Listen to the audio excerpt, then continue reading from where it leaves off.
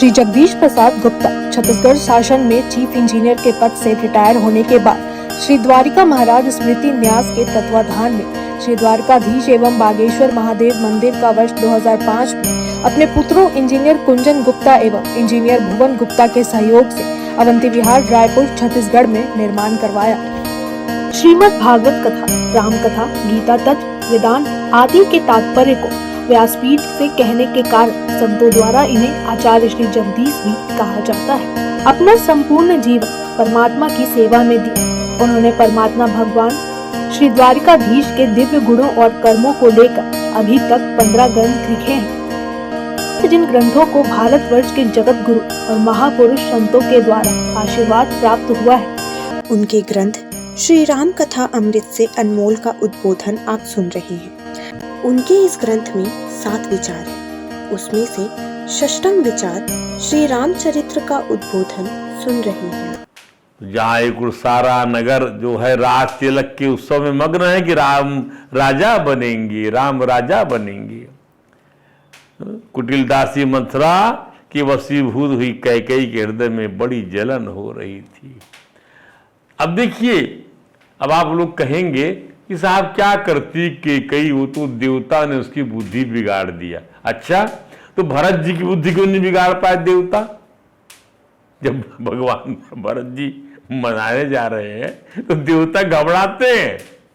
तो आपकी जो है, आपके हृदय में यदि परमात्मा के प्रति प्रेम इतना प्रगाढ़ है तो साहब क्या क्षीर सागर को समुद्र, क्या 2 बूंद नींबू बिगाड़ सकता है उसका? नहीं। तो प्रेम का अतिशय रखना चाहिए। एक छोटा मोटा यदि आप रखेंगे तो नींबू भी बिगाड़ लेगा।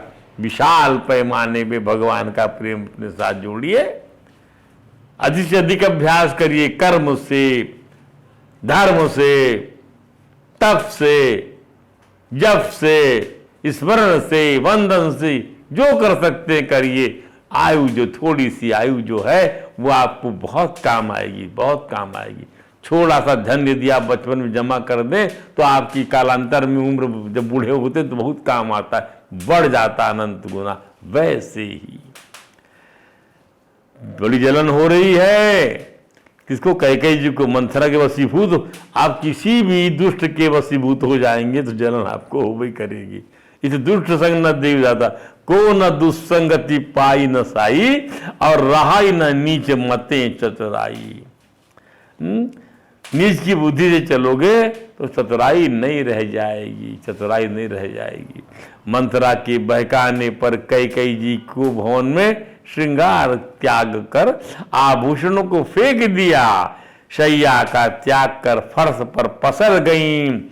दासी मंथरा कुटिल डायरेक्टर बनी हुई है। सिखा दिया था ऐसे सीन देना है, ऐसे सीन को जीना है, फील करना है कि तुम जो हो, जो है, तुम जो हो, तुम्हारी जेठानी कौशल्या राजमाता बन गई है और तुम सौत बन गई हो, उसको तुमको सौतिया रूप से वो त्रास दे रही है, तो तुम्हें कुछ नहीं सुहा रहा है। यही अवसर है, जी लो इसको और राजा को प्रभावित करके राम के जो है, राम से अतिशय प्रेम है, राम की शपथ दिलवा के बात करना, पहले से अपने मनोभाव को मत प्रकट करना। ये सब एक दासी सिखा रही है उस राजरानी को जो पढ़ी लिखी है, विदुषी है, जो सामर्थ्यवान है, राजा की अंकशायिनी है, लेकिन संगति ऐसी है कि वो समझ रही कि मेरी सबसे बड़ी हितैषी तो यही है। क्योंकि देखिए, सांसारिक स्वार्थ सिद्ध कर देने वाला व्यक्ति आपका हितैषी, परम हितैषी नहीं हो सकता, नहीं हो सकता, नहीं हो सकता। जो आपका आध्यात्मिक स्वार्थ सिद्ध कर दे, जो परमार्थ को सिद्ध कर दे, परमार्थ को सिद्ध कर दे, परमात्मा से आपको जोड़ दे, वही आपका सच्चा हितैषी होता है। ध्यान दीजिएगा, इसको आप समझिए, नोट कर लीजिए डायरी में। अरे संसारिक हित तो रहने, संसार रहने वाला तो हित कहां से रहेगा? महाराज कल होने वाले राज तिलक की तैयारी का जायजा लेने के बाद ये भी बता दिया था डायरेक्टर, मंथरा डायरेक्टर है पूरी फिल्म की, राम जी को वनवास देने की जो स्क्रिप्ट बन रही है छोटी सी, उसकी डायरेक्टर है ये, जो बड़ी फिल्म बन जाएगी बाद में। महाराज ने कैकेयी के पास कुछ अंतरंग बात करने के लिए पधारते, क्योंकि वो उनको बता नहीं सके थे, उनका हृदय स्वच्छ था। कैकेयी जी को बिना श्रृंगार और अमांगलिक वस्त्रों एवं लक्षणों से युक्त पाकर महाराज आश्चर्यचकित हो जाते हैं। पहले तो अपनी वीरता की दुहाई देते हैं। तो छतरी जो है पत्नी से बात महाराज कैसे करता है, उसी महाराज शैली से बात की जा रही। अभी महाराज देखिए कैसे बन जाएंगे।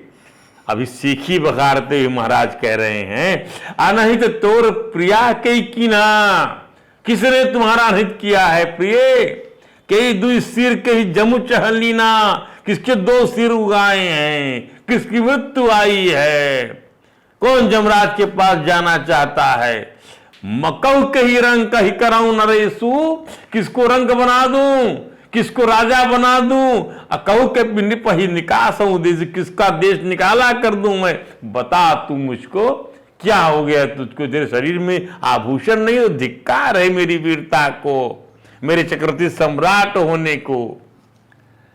महाराज ने कैकेयी को शांत करने के लिए और बहुत कुछ कहा।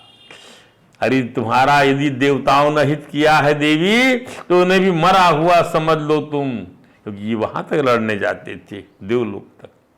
तुम तो जानती हो कि मुझे तुमसे कितना प्रेम है। मैं 100 बार राम की शपथ, 100 बार, एक बार नहीं 100 बार राम की शपथ खाकर कहता हूं कि मैं ये सारी बातें तुमसे निष्कपट भाव से तुम्हें कह रहा हूं, इसमें लेश मात्र वंचना है। मेरा विश्वास करो प्रिय, तुम अपनी मनचाही बात मांग लो और श्रृंगार आभूषण धारण करो। यह जानकर के महाराज ने श्री राघवेंद्र की शपथ ले ली, और एक बार नहीं, रिपीटेडली 100 बार मैं शपथ खाता हूं। कैकेयी मुस्कुरा गई, मेरे जाल में फंस गया, ये जाल में फंस गया। Mystery Dai name is woman, रहस्य तेरा ही नाम औरत है। ये कहावत अंग्रेजी की जो मुझे आज तक याद है।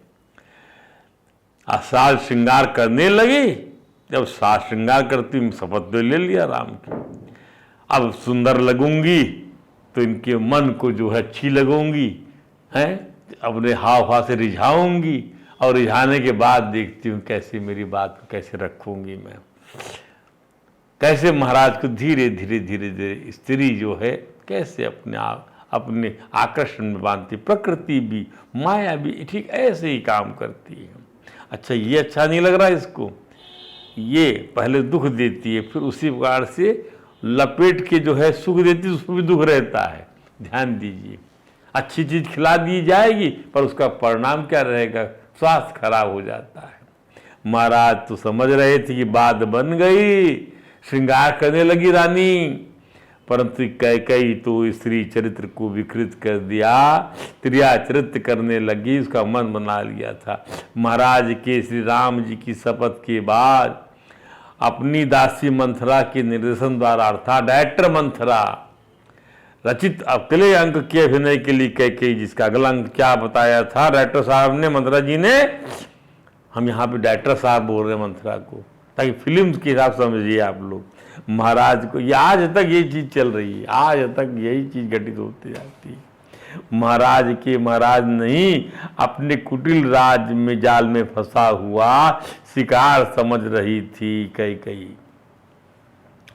प्राचीन समय की बात है, महाराज के द्वारा कैकेयी जी को 2 वरदान दिए गए। राजा खुश हो जाता था तो वचनबद्ध हो जाता था, जाओ मैंने खुश हुआ, तुमको 2 बातें, राजा की बातें अमोघ हुआ करती थी। तो राजा जब प्रसन्न हो जाते थे तो उस समय वरदान, राजा से बड़ा कोई होता नहीं था, तो उन्होंने 2 वरदान दे दिया था अपनी रानी को कि जाओ ये 2 वरदान तुमको मैं जब कभी मौका लगे मुझसे मांग लेना, उसकी पूर्ति की जाए। राजा का वरदान, परमात्मा का वरदान जो है, ये समझ लीजिए एक अमोघ किस्म का एक शपथ पत्र होता है। मौखिक चलता था, राजा मौखिक। भगवान भी कहते मैं वरदान शिरोमणि हूं, वरदराज हूं मैं, जो मांगो सब दूंगा मैं। वही चीज है। तो कैकेयी मांगेगी वह उसे दे देंगे, भले प्राण ही क्यों ना चले जाएं। तो रघुकुल रीति सदा चली आई, प्राण जाए पर वचन न जाई। कैकेयी अपने वरदान को इस प्रकार मांगती है। देखिए वरदान को समझिएगा ध्यान से। वरदान भी अंतःकरण में जब कुटिलता है तो वरदान भी किस हिसाब से आ रहा है। पहला वरदान, सुनहु प्राण प्रिया भावत जी का। मुझे तो अच्छा ये लगेगा यदि आप भरत को टीका दे दें, राजगद्दी दे दें। मांगऊ दूसर बर कर जोरी, पूर्वहु नाथ मनोरथ। मेरे नाथ मेरे मनोरथ को पूर्ण, मेरा मनोरथ ये क्या है। मनोरथ मनोरथ ये है, मेरे मन की अभिलाषा ये है राजन की मैं जो है राघवेंद्र को तापसी वेश में देखूं, और देखूं नहीं बल्कि वह 14 वर्ष तक इसी वेश में रहें, तभी मेरी छाती चुड़ाएगी। सुनि मृदु बचना भूप हिया शोको, शशिकर छुआत बिकल जिमी को। आहा, शशिकर छुअत बिकल जिमी को। शशिकर छुअत, चंद्रमा को देखते ही जो है कोकुल जो है को व्याकुल हो जाता है। इस मृदु वचन को सुना, सुने मृदु वचन, बड़े मीठे से ये बात कही जा रही है। मैं ये चाहती हूँ, बस इच्छा है मेरी कि राम तो है तापसी वेश में जाए, वन को 14 वर्ष और भरत को टीका दे दे। ऐसा होने पर अभी अब बात अभी आई नहीं, तापस वेश विशेष उदासी 14 वर्ष से राम वनवास, यही आया। ये सुनते ही राहत ने आंखें मूंद ली। महाराज की प्रतिक्रिया दिख रहा है, देखिए आप, आंखें मूंद लिया, स्तब्ध रह गए, काटो तो खून नहीं उनकी मन। राजा ये चाहते हैं कि राम को राजगद्दी में रहे, सब पुत्र बराबर हैं, लेकिन ये जो है चाहती है कि भरत राजगद्दी मिले, वहां तक कोई दिक्कत नहीं, ये बैठे या वो बैठे। ये जो जोड़ दिया उसने, इस बात को जोड़ा है कि ये क्या, तापस वेश विशेष उदासी, विशेष रूप से तापस की वेशभूषा में चाहिए मुझे राम। मैं राम को देखना चाहती हूँ, 14 वर्ष तक तापस के वेश में देखना चाहती हूँ। वह राजसी वेशभूषा में मुझे स्वीकार्य नहीं है राजन। मूर्छा आ गई, तार तार कर दिया वरदान रूपी पंजे से। कैकेयी ने तार तार कर दिया उनके मनोरथ रूपी कल्पवृक्ष, अर्थात महाराज चाहते थे राघवेंद्र को साथ सिंहासन पर देखें। उनकी चिर अभिलाषा को कैकेयी ने अपने इस कुटिल वरदान के रूपी पंजे से तार तार, महाराज को मूर्छा आ गई। महाराज को मूर्छा आ गई। आप ध्यान दीजिए, मूर्छा का कारण भी समझिएगा। राम के वियोग से प्राण जाने का ये वरदान मिला हुआ है भगवान नारायण से। तो जब ये सुना राम विलग हो जाएंगे तो मूर्छा आना ही है, उनको उनका सेंस जाना ही है। महाराज के मनोविज्ञान को बड़े संत कवियों ने पढ़ने की चेष्टा किया, परंतु राम के अधीन उनका जीवन होने के दैवी विधान के अनुसार उनकी चेतना कभी लुप्त हो जाती थी, कभी लौट आती थी। अर्थात मरण की तरफ जा रहा है प्राणी। राम जैसे वो सोचता है कि राम से मैं अलग होऊंगा, बेहोश हो जाता है, किसी प्रकार से रोक पाऊंगा, सेंस आ जाता है। ये है उनका मनोविज्ञान। और ये मनोविज्ञान जो है, इस मनोविज्ञान कहना साथ साथ में इसकी किस्म के अंदर में ये जो है मनोचिकित्सक की भांति भी इसको समझने की आवश्यकता है।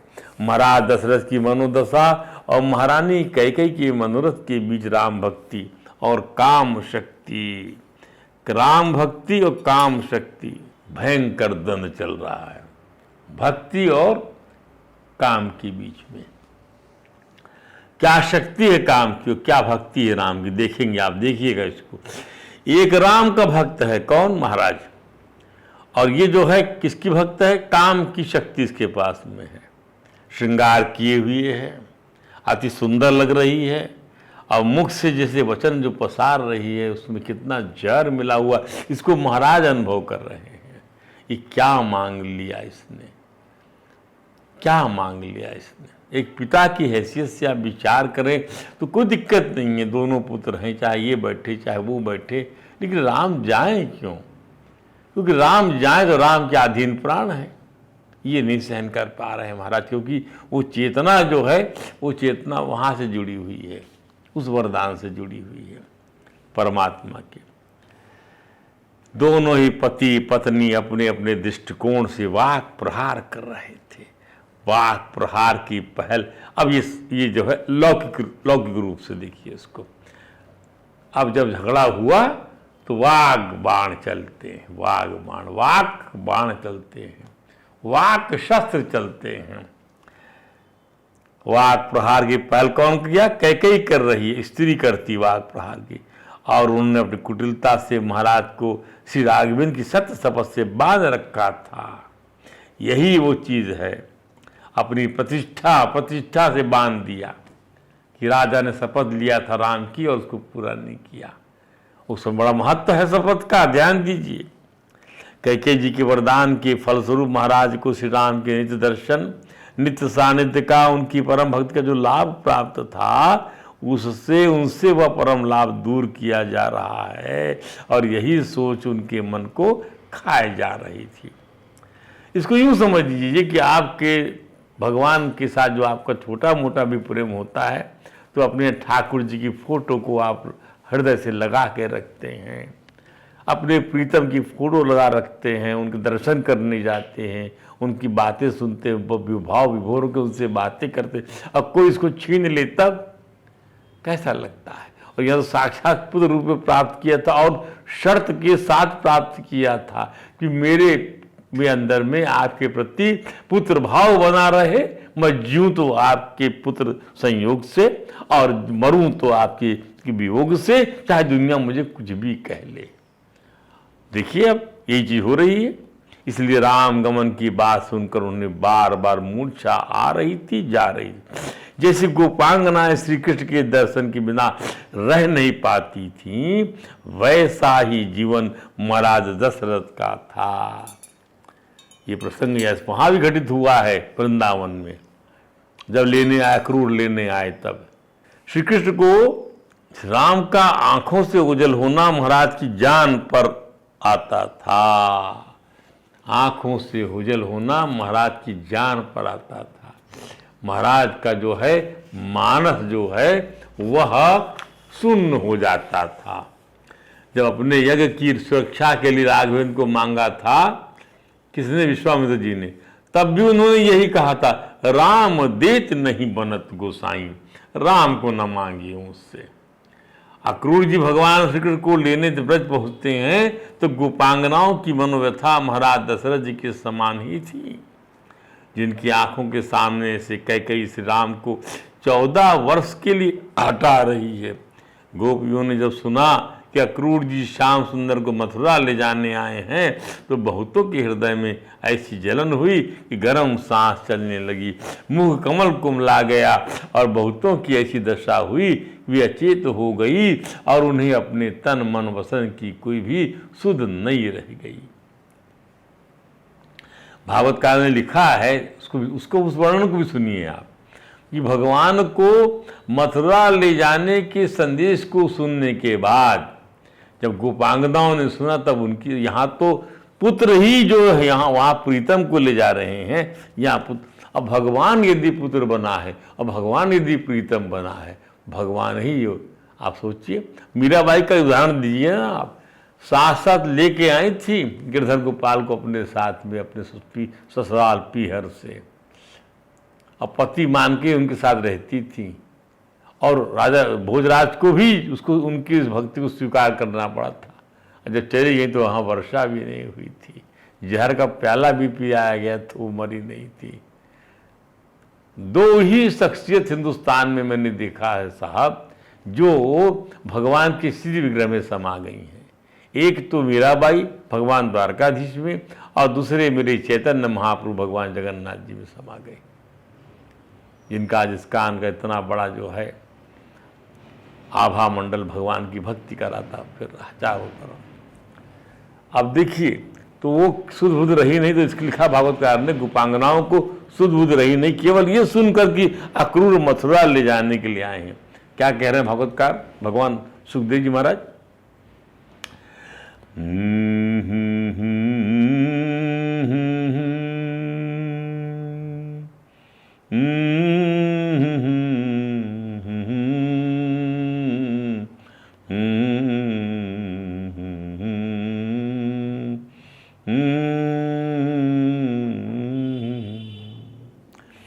गोप्यस्ता तदुपसृत्या बभूर्व्यथिता भृशम, बहुत अधिक व्यथित हो गई सुनकर। रामकृष्ण पुरी ने तुम अक्रूरम ब्रजमागतम, अक्रूर बजाए राम बलराम बलराम और श्री कृष्ण को ले जाने के लिए कहा मथुरापुरी। काचित हताप श्वास समलान मुकश्रिया संसदकूल वलकेश ग्रंथ काशन, दुखी हो गई, केश की चोटियां खुल गई, मुख म्लान हो गया, श्री चली गई, आभा चली। यहाँ दशरथ जी को भी अपने पुत्र बने श्री राम के स्वरूप योग का ध्यान आते ही शरीर और संसार की चेतना साथ छोड़ देती। उनकी सबसे प्रिय वस्तु को कोई उनसे छुड़ा रहा था, कोई राम प्रीति को चोटिल कर रहा था। महाराज को ऐसी कुटिल चेष्टा बार बार हृदयाघात पहुंचा रही थी। और क्या है होता है हृदयाघात? हृदयाघात में खून का संचार जो है रुद्ध अवरुद्ध होता चला, होता है फिर आता, होता है। लंबी लंबी सांसें चलती हैं। मूर्छा जब आती थी और चेत आता था, तब उसमें महाराज का प्रयत्न राघवेंद्र को वन गमन से बचाने का असफल प्रयास करने जैसा होता था। इसलिए कि मन का मेरे नहीं हो रहा है, मन का नहीं हो रहा है। इधर पत्नी है, उधर मेरी जो है पुत्र के प्रति जो है मेरी अभिलाषा है। इसके लिए वह कैकेयी पर वाक प्रहार भी करते हैं। उसकी क्रूरता से घायल होने के बाद भी कैकेयी को कोमल वाणी से ही संबोधित करते हैं। ये चरित्र चित्रण जो है यहाँ महाराज और महारानी कैकेयी का किस प्रकार से गृहस्थी में चलना चाहिए स्त्री के साथ, वो बताता है। साधुवृतस्य दीनस्य त्वर्गतस्य गतायुषाः प्रसादः क्रियतां भद्रे देवी राज्यो विशेषताहं। हे देवी, हे कल्याणी, मैं सदाचार को जीवन जीता आया हूँ। साधुवृतस्य दीनस्य त्वर्गतस्य गतायुषाः, अब तो सामने दीन हूँ तेरे सामने, मैं तेरे आश्रित हूँ, मैं सर्वथा मरणासन्न हो गया हूँ। तू क्यों नहीं समझती कि मैं एक राजा भी हूँ, मैं एक राजा भी हूँ। शून्येन खलु शुश्रोणि मयेदं समुदाहृतं, कुरु साध प्रसादम में बाले सहृदयायसी। सुंदर कटी प्रदेश वाली कैकेयी नंदनी शुश्रोणी, मैंने जो वह श्री राम को राज देने की बात की वो किसी शून्य घर में नहीं, राजा हूं मैं, राजा। भरी सभा में घोषणा की है मैंने। अब मैं क्या कहूंगा? नहीं, हे सभासदों, हे महामंत्रियों, हे प्रजाजनों, जो राजवेंद्र को हमने राज आज्ञा राज तिलक देने की आदेश दिया था, उसको निरस्त करते हुए भरत को राज देने का आदेश प्रसारित करते हैं। फिर लोग पूछें कैसा राजा है ये, आसक्ति देखने में। तो ये जगहसाई जो है ये भी मुझे परेशान कर रही है। गुरु प्रसाद प्रसादम में बाले, इसलिए तू बड़ी सहृदया है, भली भांति कृपा कर जिससे सभासद मेरा उपहास न उड़ाए। इसी से मनुष्य डरता है। स्त्री को इसका भार नहीं होता कि उपहास हो, प्रतिष्ठा गिर जाए। ये बधाई देता हूं मैं आपसे, इसका भास पुरुष को होता है। उसको लोग कमजोर समझ के उसके पक्ष में खड़े हो जाएंगे इकट्ठ से, पर तुम्हारे पक्ष में कौन, तुम तो बलवान। इसलिए बलवान को चुपचाप सहन करके निकल जाना होता है।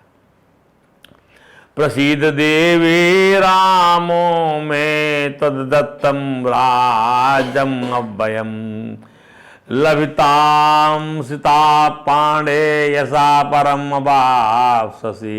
देवी हे कजरी नयने, मेरे श्री राम तेरे ही दिए हुए इस अक्षय राज को प्राप्त करें, इसमें तुझे उत्तम यश प्राप्त होगा। महाराज ने यह भी विनयपूर्ण कथन किया, इस राम को राजा बनाने का प्रस्ताव मुझे स्वयं ही श्री राम को, समस्त प्रजाजनों को, गुरुजनों को तथा स्वयं भरत को भी प्रिय होगा, इसे पूरा कर दो। महाराज ने यह भी कहा, इस राम को राजा बनाने का प्रस्ताव मुझे स्वयं श्री राम को, समस्त प्रजाजनों को, गुरुजनों को तथा स्वयं भरत को भी प्रिय होगा, इसे पूरा कर दे। इतनी अनुनय विनय के बाद श्री कैकेयी जी संतोष नहीं हुआ, वे महाराज को कटु वचन बोलने लगी। कहा कराहो कि न कोट उपाया, यहाँ न लाग राउर। ये आपका प्रपंच नहीं चलेगा मेरे ऊपर में। देहु कि लेहु अजस करी नाही, देहु कि लेहु अजसु, ना करके अजस लेना चाहते हो ले लो, देहुए तो दे दो, ये वरदान पूरा कर दो, और नहीं तो अजस ले लो, ना कर दो। मोहि ना बहुत प्रपंच, मोहि बहुत प्रपंच नहीं सोहाता है राजन। है आप दे के कहे हो तो दे दियो, या कह दियो कि ना दइयो तो ही मैं आज वरदान तो मैं न पूरा करियो, तो आपका जब जस मिल जाई। कई कहती है महाराज आप करोड़ों उपाय क्यों ना करें, यहाँ आपकी चालबाजी चतुराई नहीं चलेगी, या तो मैंने जो मांगा वो दीजिए, या तो ना ही करके आप प्लस दीजिए। मुझे प्रपंच करना जरा भी अच्छा, प्रपंच कर रही है। और कह के अपना अंतिम दांव चल देती, और महाराज की कमजोर मनोदशा की जमीन ही खींच लेती है। यदि आघात नहीं लगा है, प्राणघात यदि हृदयाघात नहीं हुआ है, तब हो जाए। होत प्रातो मुनिवेश धरी, कल सुबह जौन राम बन जाई, मोरे मरनु राउर जसा निप समुझिया मन माही। मैं मर जाऊंगी अगर राम सुबह वनवास के लिए नहीं गए तो, और आपको अबजस की प्राप्ति होगी कि आपने अपनी स्त्री की को दिए वरदान की पूर्ति नहीं किया आपने। हे महाराज यदि कल, परंतु महाराज अपनी की प्रतिज्ञा के बंधन को खोलने में स्त्री कुटिलता के सामने स्वयं को असमर्थ सहाय पा रहे थे। जैसे महाराज बलि ने भगवान वामन के श्राप से स्वयं को मुक्त कराने में अपने आप को असमर्थ पाया था, किसी प्रकार महाराज ने धैर्य धारण किया, स्वयं को समझाया, और वह कैकेयी जी की मरने वाली कुटिल बातों वार्ता पर कठोर वचन बोलते हैं। क्या कहते हैं महाराज, यस्ते मंत्रिकृतः पाणिरग्नौ पापे मया धृता, मैंने तेरे हाथ को जो अग्नि के समक्ष पकड़ा था, संत्यज्यामि स्वजम चैव तव पुत्रम सह त्वया। हे पापनी, हे पापे, मैंने अग्नि के समीप सांगुष्टम ते गृह्णामि सौभागत्वाय हस्तम, सांगुष्टम ते गृह्णामि सौभागत्व, सौभाग्य के लिए मैं तेरा हाथ पकड़ता, सांगुष्टम इत्यादि वैदिक मंत्रों के उच्चारण के साथ ये बोला जाता है। जब विवाह होता है तब तो जिस हाथ को मैंने पकड़ा उसे छोड़ रहा हूँ। यस ते मंत्र कृता पाणिग्नौ पापी मया, जो मैंने पकड़ा था, संत्यज्यामि छोड़ता हूँ उसको, स्वजम चैव तव पुत्रम सात्वया, साथ ही तेरे और अपने द्वारा उत्पन्न तेरे पुत्र भरत का भी त्याग करता हूं। ये भी बात है, तव पुत्रम सह त्वया। इसका अर्थ है कि कैकेयी जी की आत्महत्या से पहले ही महाराज ने महारानी को वध के समान दंड दे दिया। तू क्या सुसाइड करेगी मूर्खा, ले मैं तेरे को, मैं ऐसा अब तेरा को मैं मुक्त कर दिया, तू अब मेरी पत्नी नहीं रह गई, भरत मेरा पुत्र नहीं रह गया जो तेरे से मैंने पैदा किया है। इसका अर्थ ये है। ये वाल्मीकि रामायण का कोट है। महाराज ने अपनी ब्याहता रानी का पहले ही त्याग कर दिया। किसी स्त्री को पति अपने जीते जी विधवा बना दे, उसकी संतान को स्वीकार न करे, यह दंड स्त्री के लिए उनका वध करने के समान, उसका वध करने के समान, as good as assassinate the wife. ध्यान दीजिए, पुत्र भी त्याग दिया, तुझको भी त्याग दिया। दूसरे शब्द में पति के जीते जी विधवा बनकर जीना मर जाने से बड़ा दंड है। लो, महाराज कैकेयी को कठोर और मर्म पर आघात पहुंचाने वाले वचन बोलते हैं। पापाचारणी श्री राम के अभिषेक के लिए जो सामान आया है, उस सामान से श्री राम के हाथों मेरा तर्पण करा देना। तर्पण समान लगता है, परंतु तू और तेरा पुत्र दोनों ही मुझे पानी न देना। उसको आज की भाषा में कि मेरे शरीर को मत छूना, पानी मत देना, ये सब बातें आती। ऐसी ऐसी कठोर और मर्म की आदत पापचारणी, तय जो है जो सामान जो आवा है राम के अभिषेक के लिए, वो उन सामान से द्वारा मूर तर्पण आय करा दे तुम करा दे, और जो है और तुम्हार पुत्र और तुम दोनों मुझे पानी तक न दियो, पर तुम्हारा पानी भी स्वीकार नहीं करूंगा, जो प्रेतात्मा को दिया जाता है। ऐसी ऐसी कठोर और मर्म को आहत करने वाली बातों के बीच कैकेयी जी भी रोष भाव में अर्ध मूर्छित से होकर राजा से पुनः कठोर वाणी से बोलती कि मिदं भाषसे राजन वाक्यम गरारूजोपम आनायतुम अक्लिष्टम पुत्रम रामिमारसिं स्वास्थाप्य राज्येमं सुतम कृत्वा रामं वनेचरं निसपतनां च मां कृत्वा कृत्यो भविष्यति। राजना विश्वशूल आदि रोग समान ऐसी मनोघाती वचन क्यों बोलते हैं? आप बिना क्लेश के अपने पुत्र राम को यहाँ बुलवाइए, उन्हें वन जाने की आज्ञा दे के मेरे रास्ते का कांटा हटाइए। मेरे रास्ते कांटा आन या तुम अक्लिष्टम पुत्रम राम इहारसी स्थाप राज्य एवं मेरे पुत्र को स्थापित कर राज्य में कृत्वा राम, और राम को आप भेजिए, कांटा हटाइए, मेरे पुत्र रास्ते अलग करिए, तभी आप कृतकृत्य हो जाएंगे। कैकेयी इन बातों से महाराज का रोम रोम विलाप राम राम करते विलाप करने लग गया। इसी प्रकार अभागी रात्रि व्यतीत हो चली। प्रातः मुनि श्रेष्ठ वशिष्ठ जी अपने आश्रम से शुभ मुहूर्त में अपने शिष्यों और श्री राघवेंद्र की रात्रि की आवश्यक सामग्रियों सहित नगर को पार करके महाराज दशरथ के अंतःपुर पधारते हैं। रात भर में क्या हो गया? नगर और जनपद के लोगों से मार्ग प्रसाद दोनों खचाखच भरे हुए थे। इन सभी को लांग कर मुनिशिष्ट महाराज के अंतःपुर पहुंचते हैं। तब महाराज के सारथी सुमंत से भेंट होती है, जो अभी अभी अंतःपुर से निकले थे। सुमंत को देखकर मुनिश्रेष्ठ ने कहा, सूत तुम महाराज को शीघ्र मेरे आने की सूचना दो। उन्हें बताओ कि श्री राम के राज्य अभिषेक का सारा सामान एकत्र कर लिया गया है। सोने के कलशों में समुद्र का जल आ गया है। गूलर की पीठ का भद्र पीठ भी बनकर आ गई। इस सब चौकियां बन रही हैं। गूलर की पीठ का सर्वतोभद्र मंडल बन गया है, जिस पर से राम का अभिषेक होगा। सभी प्रकार के बीज, गंध, भांति भांति के रत्न, 8 कुंवारी कन्याएं, अनेक रत्न आभूषण, पालकी, शीत पीड़ का वृषभ। देखिए क्या दृश्य है, क्या दृश्य है। सारे संसार का वैभव वहां एकत्र है, समझ लीजिए आप। चमचमाती खड्ग, वारांगनाएं, सौभाग्यवती स्त्रियां, आचार्य, ब्राह्मण, गौ, पवित्र पशु पक्षी, नगर के गणमान्य नागरिक, प्रसिद्ध व्यापारी गण, अनेक राजा से राम की दास तिलक के लिए आ गए हैं। मुनिश्रेष्ठ ने कहा, क्या तुरयस्व महाराजम यथा समुदिते हनि पुष्येन सतयोगे च रामो राज्यम अवाप्नुयात्। तू महाराज उस चीज से शीघ्रता करने के लिए कहो, जिससे अब सूर्योदय की पश्चात पुष्य नक्षत्र के योग में से राघव राज्य प्राप्त कर ले। देखिए मुहूर्त ना निकलने पाए।